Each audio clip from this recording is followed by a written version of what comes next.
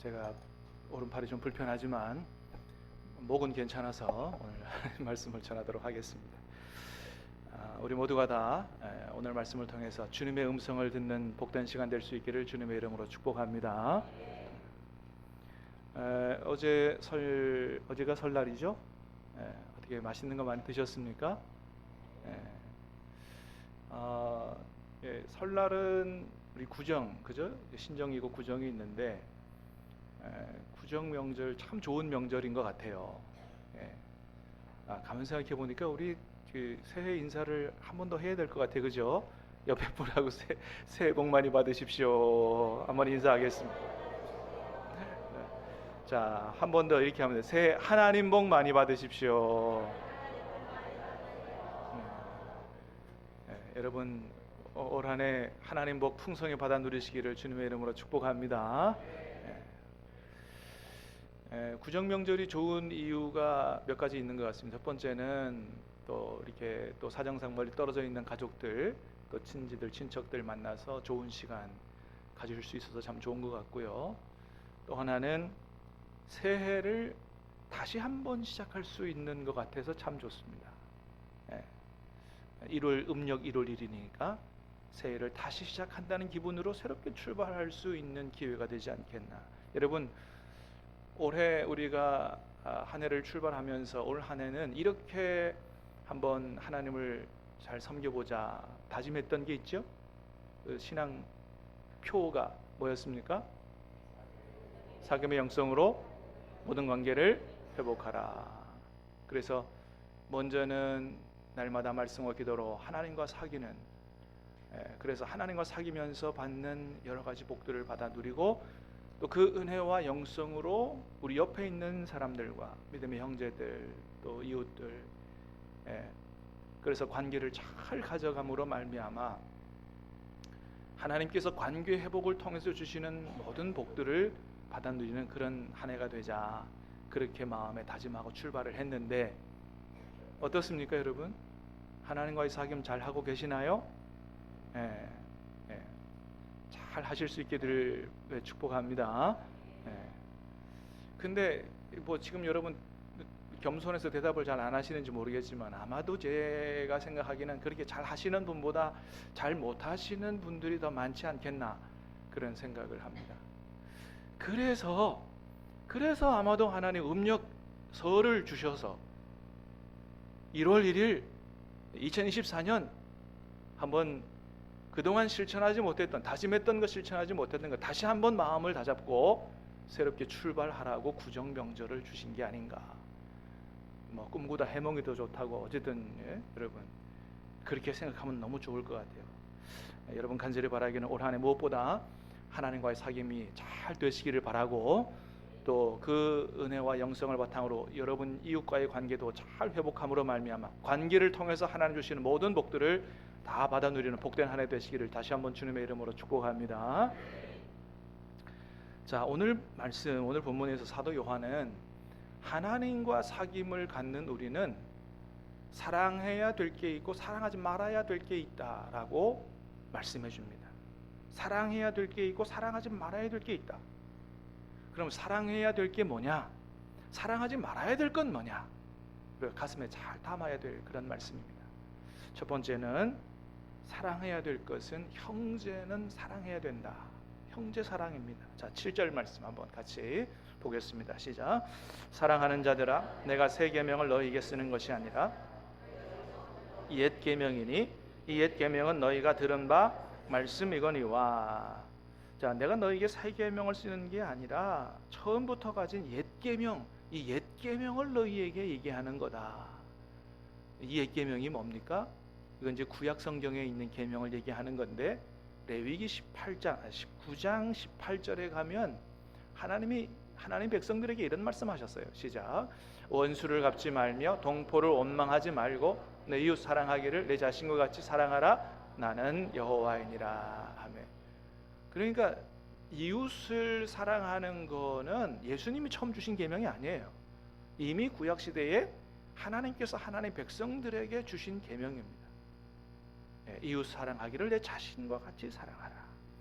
자, 그런데 8절에 보니까 다시 이런 말씀을 합니다. 시작. 다시 내가 너희에게 새 계명을 쓰노니 그에게와 너희에게도 참된 것이라. 지나가고 참빛이 벌써 비침이니라. 8절에는 7절에는 새 계명 얘기하는 게 아니고 옛 계명 얘기하는 거다.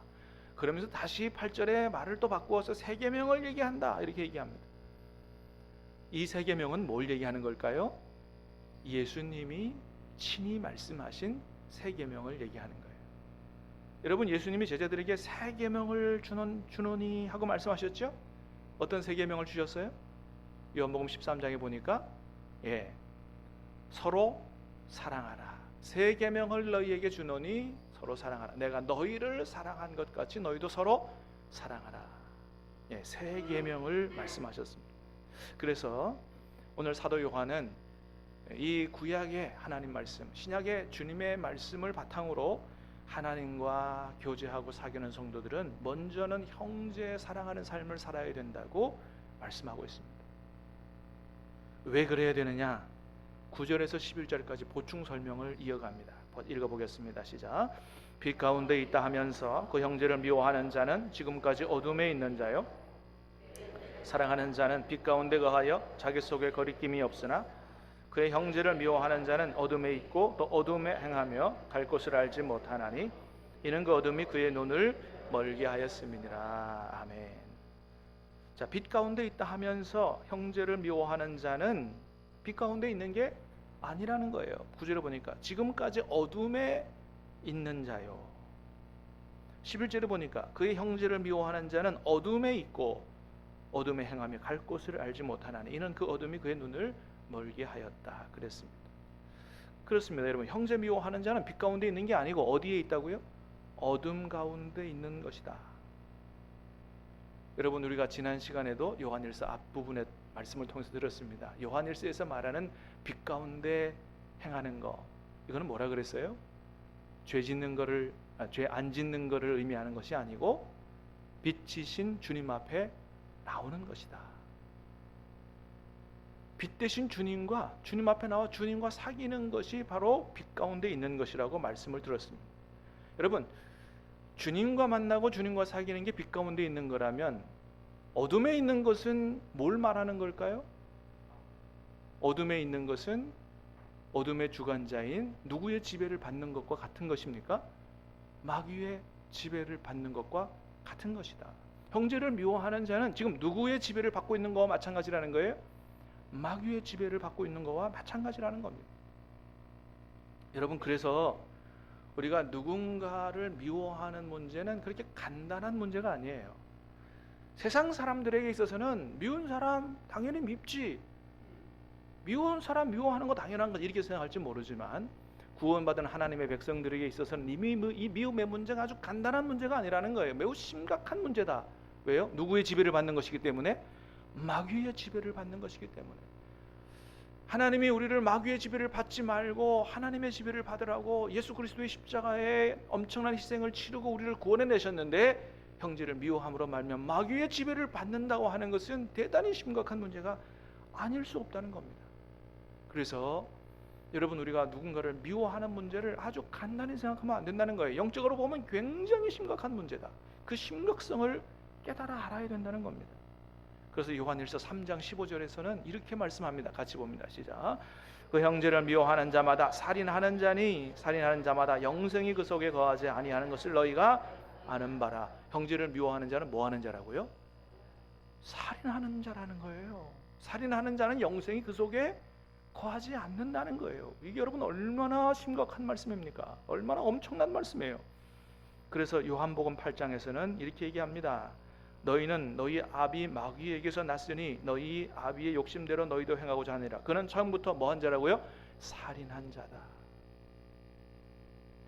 가인이 동생 아벨을 살해할 때 그 뒤에 누가 역사했다는 겁니까? 마귀가 역사했다는 거예요. 모든 살인은 마귀로부터 오는 것이다. 그래서 절대 구원받는 하나님의 백성들은 형제를 이웃을 미워하는 삶을 살면, 증오하는 삶을 살면 안 된다는 겁니다. 여러분, 저와 여러분이 오늘 이 말씀을 가슴에 잘 새길 수 있게 되기를 바랍니다. 절대로 안 된다. 미움의 감정이 우리 안에서 올라올 때 이것을 하나님 앞에서 해결해야지 그 미움의 감정을 품고 살면 안 된다는 거예요. 여러분, 이런 말씀을 들으면 이렇게 항변하고 싶은 생각이 들 수도 있습니다. 목사님, 아니 내가 뭐 그 사람을 미워하고 싶어서 미워합니까? 미워할 만하니까 미워하는 거 아닙니까? 하는 짓도 그렇고 말도 그렇고 미워할 수밖에 그렇게 하는데 어떻게 안 미워합니까? 여러분, 이런 생각이 들 수 있습니다. 여러분, 우리 주변에, 여러분 삶의 주변에 정말 그런 사람이 있을 수 있어요. 뭐 옛날부터 그런 얘기 있잖아요. 정말 주는 거 없이 밉다, 그죠? 주는 거 없이 미운 사람이 있을 수 있고요. 사랑할래야 사랑할 구석이 없는 사람이 있을 수가 있습니다. 그러나 그럼에도 불구하고 오늘 말씀은 하나님 분명히 말씀하십니다. 사람을 미워하는 것, 형제를 미워하는 것, 누구에게 속한 것과 같다? 마귀에게 속한 것과 같다는 것입니다. 여러분, 우리가 누군가를 미워하는 마음이 들 때 그 마음을 보시고서 하나님이 우리에게 뭐라고 말씀하실까요? 한번 생각해 보십시다. 내가 누군가를 되게 미워해요. 미워하는 마음이 가득해요. 그런 우리를 보고 하나님 뭐라고 그러실까요? 아마 이렇게 말씀하시지 않겠나 생각이 듭니다. 얘야, 입장을 바꿔놓고 한번 생각을 해봐라. 너는 나에게 어떤 존재였느냐? 나는 너를 사랑해서 내가 너를 구원했는데, 내가 너를 하나님 내 자녀로 삼았는데, 그것도 말로 그냥 한 게 아니라 너를 구원하고 내 자녀로 삼기 위해서 독생자 예수님 이 땅에 보내 십자가에 죽게 하는 엄청난 희생을 치르고 내가 너를 사랑해서 구원했는데, 너는 나에게 그렇게 사랑받을 만하며 이쁨 받을 만한 그런 일들을 했으며 그런 자격이 있느냐? 이런 얘기를 물어보시지 않겠어요? 여러분 어떻습니까? 저와 여러분은 하나님 앞에 그렇게 사랑받을 만하며 이쁨 받을 만한 구석과 자격이 있어서 그렇게 하나님 우리를 사랑하셔서 엄청난 희생의 대가를 치르고 구원하셨을까요? 반문해 보라는 거예요. 여러분, 로마서는 우리에게 우리가 구원받기 전에 어떤 관계에 하나님과 관계에 있었는가를 분명히 얘기합니다. 로마서 5장 8절입니다. 시작. 우리가 아직 죄인 되었을 때에 그리스도께서 우리를 위하여 죽으심으로 하나님께서 우리에 대한 자기의 사랑을 확증하셨느니라. 10절 말씀입니다. 시작. 곧 우리가 원수 되었을 때에 그의 아들의 죽으심으로 말미암아 하나님과, 여러분, 구원받기 이전에 하나님과 우리와의 관계가 어떤 관계였다고요? 하나님 앞에 우리는 죄인이요, 하나님과 우리의 관계는 원수와도 같은 관계였다. 그래서 여러분, 하나님은 우리에게 원수를 사랑하라고 하실 자격이 있으신 분이에요. 왜요? 원수된 우리를 사랑하시고 원수된 우리를 구원하여 하나님의 자녀를 삼아 주셨기 때문에 그렇습니다. 하나님 앞에 죄인이고 원수였어요. 그러나 그럼에도 불구하고 하나님 우리를 사랑하셨다는 겁니다. 할렐루야. 여러분, 저와 여러분을 하나님 그럼에도 불구하고 사랑하신 줄로 믿습니다. 우리가 달라져서, 우리가 새로워져서가 아니에요. 있는 그대로 사랑하셨어요. 예수 그리스도의 엄청난 희생의 독생자를 십자가에 내주 희생을 치르시고 큰 사랑으로 우리를 품어 안으셨다는 것입니다. 그러니 그런 사랑을 받은 너는 어떻게 해야 되겠느냐? 그래서 예수님의 십자가의 놀라운 그 큰 사랑과 은혜를 받은 우리는 다른 사람을 미워할 자격이 없다는 것입니다. 하나님은 우리에게 다른 사람을 미워할 자격을 주시지 않았어요. 원수 되었을 때 구원받은 우리이기 때문에 그렇습니다. 그것이 곧 바로 1만 달란트의 비유입니다. 어떤 사람이 한 임금에게 1만 달란트의 빚을 졌어요. 1만 달란트, 오늘날의 돈으로 계산해 보면 천문학적인 금액이 나옵니다. 도저히 한 사람이 뭐 이래가지고 돈을 벌어서 갚을 수 있는 금액이 아니에요. 한 번만 용서해 달라고 간청하자 임금이 불쌍히 여겨서 그 1만 달란트의 모든 빚을 탕감해 줬습니다. 용서받은, 탕감받은 기쁨 가지고 집으로 돌아가는데 자기한테 100데나리온 빚진 사람 만났어요. 10,000달란트 용서받았으면 100달란트 좀 용서해주고 탕감해줘야 되는데 탕감 안 해줬다는 것입니다. 멱살을 붙들고 그 내 빚 갚으라고 멱살을 흔들어댔다는 거예요. 임금이 그 얘기를 듣자 화가 머리끝까지 났습니다. 당장 잡아오너라. 저놈을 옥에다 쳐놓고 모든 빚을 다 갚기까지 석방시키지 말라고 그런 조치를 하셨다는 거예요. 그러시면서 하시는 말씀이 뭐라고 말씀하셨다고요? 너희도 중심으로 형제를 용서하지 아니하면 이와 같을 것이라고 말씀하셨습니다. 그래서 우리에게는 미워할 자격이 없다는 거예요. 하나님 앞에 받은 은혜와 사랑을 생각하면 미운 마음이 드는 사람은 무조건 용서해야 된다는 것입니다. 그래서 미운 사람이 생겨서 그 사람을 용서하려고 하면 먼저는 우리가 뭘 기억해야 돼요? 내가 하나님 앞에 어떤 은혜와 사랑을 받았는지를 기억할 수 있어야 된다. 사랑하는 여러분, 십자가의 은혜와 사랑이 저와 여러분의 마음속에서 늘 떠나지 않고 늘 차고 넘치고 흘러넘칠 수 있기를 주님의 이름으로 축복합니다. 여러분, 솔직히 고백하는 거지만 제가 목사이긴 하지만 하나님은 아니잖아요. 저도 사람이잖아요. 그러면 저도 때로 미워하는 감정이 생길 수 있습니까? 없습니까? 생길 수 있죠. 제가 벌써 따져보니까 목사 된 지가 부목사까지 시작한 벌써 20몇 년이 됐어요. 한 24, 5년 된 것 같아요. 많은 사람들을 만났습니다. 그 중에 어떻게 미운 감정이 들지 않는 사람이 있었겠어요? 제가 목회를 지금까지 해오면서 가장 위기를 느꼈던 때가 언제냐면 질병이나 다른 어려움 때문이 아니었어요. 바로 그 문제. 내가 목회의 대상으로 삼은 어떤 성도들이 미워질 때 정말 심각하게 고민했습니다. 내가 이런 마음을 가지고 계속 목회를 해야 되나? 왜요? 목회의 대상의 성도들을 미워하는 마음을 품고 목회를 할 수는 없기 때문입니다. 근데 여러분, 미워하는 감정이 생기는 게 이게 자기가 미워해야지 하고 생기는 게 아니잖아요. 이게 저절로 생기는 거 아니에요. 근데 그 문제는 매우 영적으로 심각한 문제다. 어둠에 있는 자요 마귀의 지배를 받는 거예요. 살인한 거예요. 하나님 앞에 그 문제를 가지고 나가서 많이 기도했습니다. 정말 하나님 이 문제를 해결해 달라고. 여러분, 하나님께서 어떻게 하셨겠어요? 하나님께서 저에게 은혜를 주셔서 그 모든 문제를 그 사람과 나와의 관계를 보지 않도록 하시고 그 문제를 영적으로 볼 수 있도록 그렇게 생각의 눈을 열어주시더라고요. 할렐루야. 얘야, 지금 모든 일어나는 일들은 이게 우연히 그냥 일어나는 일이 아니다. 모든 것들이 다 하나님의 섭리 안에 있다. 결국 이 모든 일이 합력하여 선을 이루게 될 것이다. 할렐루야. 그런 깨달음을 주시는 거예요. 지금은 네가 억울하기도 하고 속도 상하고 미운 마음도 들지만 그러나 모든 게 내 섭리 안에 있다. 모든 게 합력하여 선을 이루는 날이 반드시 올 것이다. 깨달음을 주시고 은혜를 주시고 위로해 주시고 마음의 평강을 주시니 그 모든 마음의 미움의 문제가 해결될 수 있도록 하나님께서 역사해 주셨던 것입니다. 여러분, 우리 안에 있는 어둠의 문제는 빛 대신 하나님 앞에 가지고 나가면 해결되는 줄로 믿습니다. 주님이 빛이시기 때문이에요. 여러분 안에 불안, 근심, 걱정, 염려, 어둠의 문제가 여러분 안에 있어요? 죄의 문제가 있습니까? 빛 대신 하나님 앞에 그 문제를 가지고 나아가시기를 주님의 이름으로 축복합니다. 하나님께서 해결해 주신다는 거예요. 하나님 앞에 나아가면 어둠의 문제는 물러가게 되어 있다는 것입니다. 그래서 그런 미움의 문제, 어둠의 문제 여러분 끌어안고 끙끙거리고 앓고 있지 말고 여러분, 우리의 힘으로 우리의 능력으로 마음대로 되지 않아요. 빛 대신 하나님 앞에 가지고 나가면 하나님께서 빛을 비추어 주시고 위로해 주시고 깨닫게 하시고 평강 주시고 해결되게 해 주실 줄로 믿습니다.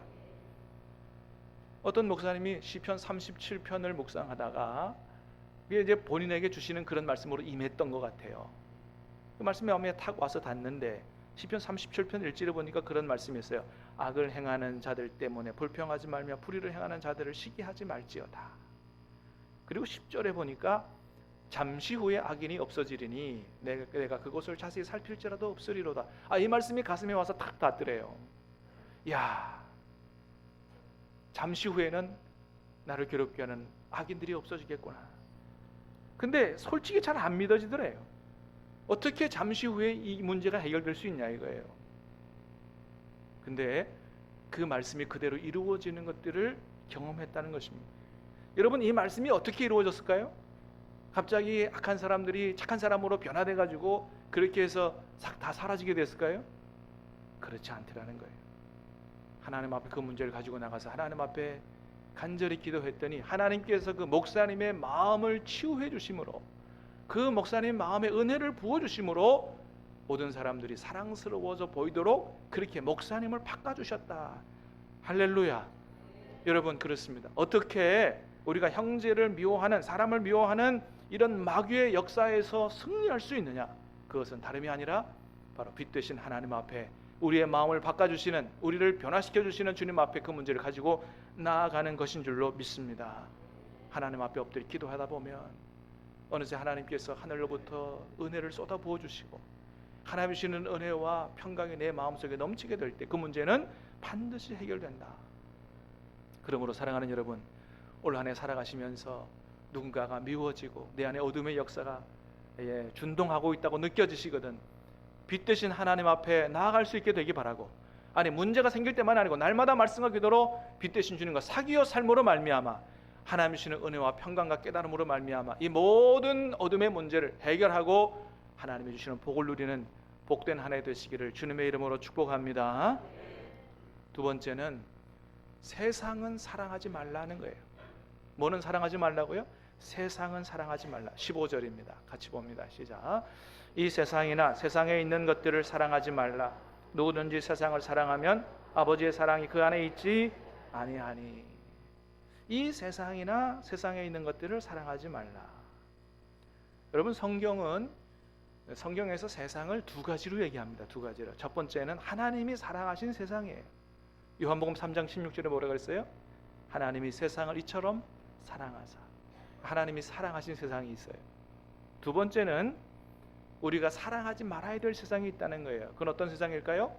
마귀의 지배와 역사로 말미암아 죄로 얼룩진 하나님의 뜻과는 반대편에 있는 그런 세상을 사랑하지 말라는 것입니다. 여러분, 그런 세상은 왜 우리가 사랑하면 안 되나요? 16절에서 말씀합니다. 시작. 이는 세상에 있는 모든 것이 육신의 정욕과 안목의 정욕과 이생의 사랑이니 다 아버지께로부터 온 것이 아니요 세상으로부터 온 것이라. 아멘. 그런 세상은 아버지께로부터 온 것이 아니기 때문이라는 거예요. 그렇기 때문에 그건 사랑하지 말라. 우리가 사랑하지 말아야 될 세상을 세 가지로 정리해 주십니다. 첫 번째는 육신의 정욕. 육신의 정욕은 뭘까요? 하나님의 뜻을 따라 살지 않고 자기 마음대로 살고 싶어 하는 그런 모든 것들을 가리킵니다. 육신의 정욕대로 사는 삶이에요. 두 번째는 안목의 정욕입니다. 말 그대로 우리 눈에 보기에 좋은 것들, 우리 눈에 보기에 너무 좋아서 우리의 마음을 빼앗아가는 것들, 세상의 부귀영화라든지 출세라든지 성공이라든지. 세 번째는 이생의 자랑이에요. 그런 것들로 인해서 자기 자랑하고 교만해져 사는 것, 하나님께로부터 온 것이 아니라는 것입니다. 물론 여러분, 이 말씀은 부자 되지 말라는 게 아니에요. 세상에서 성공하고 출세하지 말라는 게 아니에요. 뭐라고요? 그것을 사랑하지 말라는 것입니다. 부자가 되는 것과 부자 되는 걸 사랑하는 건 달라요. 출세하는 것과 출세 자체를 사랑하는 것은 다르다는 거예요. 여러분, 우리는 세상에서 일해야 돼요. 열심히 공부도 해야 되고 돈도 벌어야 되고 출세도 해야 됩니다. 그런데 중요한 거는 왜 공부하느냐, 왜 돈을 버느냐, 왜 출세해야 되느냐에 대한 목적이 분명해야 된다는 것입니다. 왜요? 세상 사람들처럼 잘 먹고 잘 살기 위해서? 여러분, 잘 먹고 잘 사는 게 죄는 아니에요. 그런데 그것이 우리의 생애의 목적이 돼서는 안 된다는 겁니다. 우리가 열심히 일하고 돈 벌고 공부하는 목적이 그거 돼서는 안 된다는 거예요. 그거는 하나님을 모르는 사람들의 목적이에요. 여러분, 하나님께서 우리에게 일을 주실 때는 그런 목적을 위해서 주신 게 아니라는 것입니다. 창세기에서 보듯이 일은 아담과 하와가 죄를 범한 이후에 벌로 주어진 게 아니라 죄짓기 이전에 에덴 동산에서부터 하나님이 아담과 하와에게 일을 주셨습니다. 그건 어떤 일입니까? 하나님의 대리자가 돼서 온 세상을 다스리는, 그건 자기 마음대로 지배하라는 게 아니에요. 하나님의 대리자가 돼서 생명을 살리는, 하나님의 축복이 모든 생명체에게로 흘러가도록 복의 근원 되라는 그런 일인 거예요. 그렇습니다, 여러분. 일은 죄를 지어서 벌로 받은 게 아니고 하나님이 주신 복된 것이요 신성한 것입니다. 그래서 우리가 구원받은 우리가 이 세상에서 하는 모든 일들은 어떤 일이 되어야 되느냐? 하나님의 뜻을 이루고 이 땅에 하나님의 생명의 축복이 흘러가도록 하는 방향으로 일을 해야 된다라고 하는 것입니다. 그런데 하나님이 그렇게 하라고 우리에게 일을 주셨는데 아담과 하와 죄를 범한 이후에 그 복된 일이 어떻게 변했다고요? 먹고 살아야 되는 괴로운 일로 변질되게 됐다는 것입니다.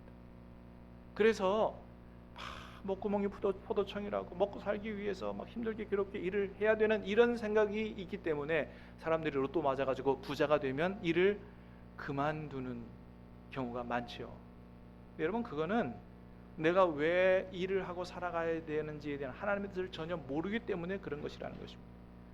사랑하는 여러분, 간절히 바라기는 여러분이 세상에 사는 모든 일이 하나님의 뜻을 이루고 주변에 있는 모든 사람들에게 하나님의 생명의 축복이 흘러 들어가도록 하는, 이 땅에 하나님의 나라를 이루어가는 그런 생명의 일, 그런 하나님의 일, 그런 복된 일이 되시기를 주님의 이름으로 축복합니다.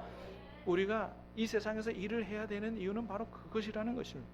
그러나 그렇지 않은 일들은 그 일이 아무리 위대하다 할지라도, 아무리 출세하고 성공하고 부자가 됐다 할지라도 다 지나가는 것에 불과하다라고 말씀합니다. 17절 말씀입니다. 같이 봅니다. 시작. 이 세상도 그 정욕도 지나가되 오직 하나님의 뜻을 행하는 자는 영원히 거하느니라. 아멘. 이 세상도 정욕도 다 지나가는 것이라는 거예요.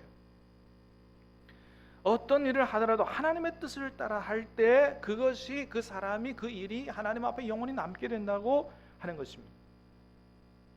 그렇지 않은 일들은 다 지나가는 것에 불과하다. 아무리 위대한 업적, 아무리 위대한 명예를 갖더라도 다 지나가는 것에 불과하다. 어떤 선교사님이 인도에서 16년간 선교하시다가 안식년 맞아가지고 우리나라로 귀국했다 그럽니다. 한 달 동안 안식년 끝나고 이제 인도로 돌아가야 될 시간이 왔는데, 돌아가기 하루 전날 하나님 앞에 기도하는데 인도로 돌아가고 싶지 않은 마음이 간절하더라는 거예요. 인자로 또 인도로 돌아가면 그 뜨거운 인도의 그 뜨거운 햇살, 먼지 쌓인 시골길, 에어컨 고장난 집차 타고 그 산길을 오르내, 그거 어떻게 하냐, 이제는 도저히 버거워서 못할 것 같다, 이런 마음이 아주 간절하더라는 거예요. 그러면서 그런 생각이 들더래요. 내가 왜 다시 인도로 돌아가야 되느냐, 내가 반드시 인도로 돌아가야 될 이유는 없지 않느냐, 이런 생각이 막 들더래요. 얼마나 힘들었으면 그런 생각이 들까요? 힌두교도들과 영적 싸움, 여러분 얼마나 선교해야 그 땅에 힌두교가 무너지고 하나님의 교회가 세워질까요? 끝이 안 보이는 거지요. 인도 정부가 잘 도와주겠어요? 끝나지 않는 씨름이 앞에 산적하게 쌓여 있는 것이죠. 그런데 내가 가서 선교한다 한들 얼마나 그 땅이 변화될 것인가? 답이 없는 거죠.